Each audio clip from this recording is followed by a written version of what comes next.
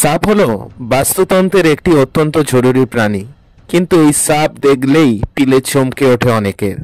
যদিও আজকাল সাপ বাড়িতে পোষার নিদর্শনও দেখতে পাওয়া যায়, তবে একথা সত্যি, বাড়ির ত্রিসীমানায় সাপ আসলেই শিউরে ওঠেন বেশিরভাগ মানুষ। বর্ষাকালে সাপেদের দেখা বেশি মিললেও ভারতের মতো গ্রীষ্মপ্রধান দেশে শীতেও কিন্তু নিঃশব্দে ঘরে ঢুকে আসে এই কাল। মুহূর্তে আপনার অজান্তেই এমন কোথাও উষ্ণতা খুঁজতে ঢুকে পড়ে যে দেখলেই হৃৎপিণ্ড কাঁপতে থাকে আপনার। কিন্তু এই সাপ নিয়ে মানুষের জ্ঞান খুবই কম, আর তাতেই বাড়ে ভয়, যা সাপের কামড়ের থেকেও বেশি কারণ হয় সাপ দেখে মৃত্যুর।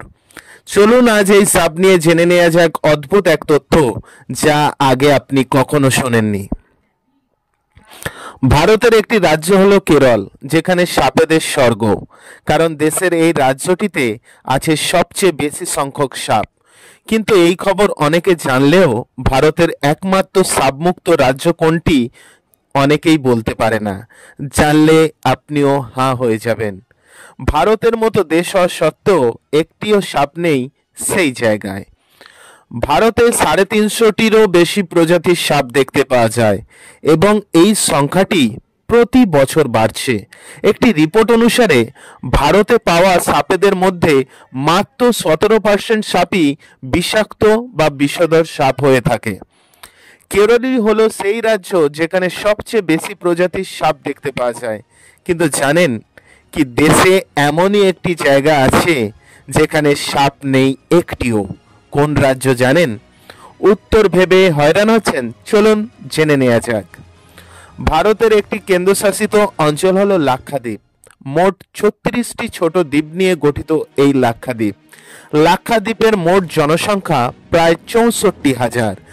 32 বর্গ কিলোমিটার জুড়ে বিস্তৃত লাক্ষাদ্বীপের জনসংখ্যার 96% সংখ্যালঘু মুসলিম ধর্মাবলম্বী।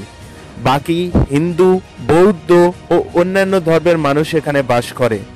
যদিও লাক্ষাদ্বীপে 36টি দ্বীপ রয়েছে, তার মধ্যে মাত্র 10টিতেই মানুষ বসবাস করে।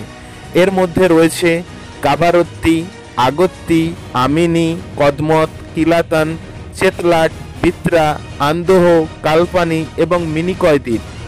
মজার বিষয় হলো, ভারতের অনেক দ্বীপে 100 জনেরও কম লোক বাস করে।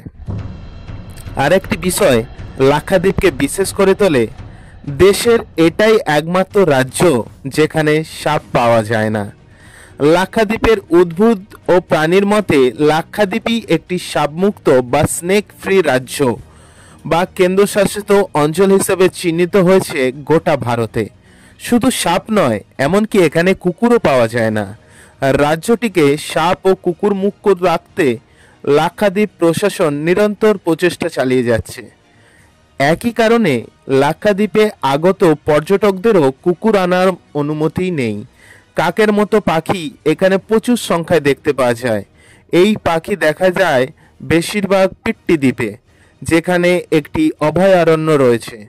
আরেকটি বিষয় লাক্ষাদ্বীপকে অন্য রাজ্য ও কেন্দ্রশাসিত অঞ্চলগুলির থেকে আলাদা করে তোলে, বিভিন্ন এই দ্বীপে সিরেনিয়া বা সিকাও দেখতে পাওয়া যায়।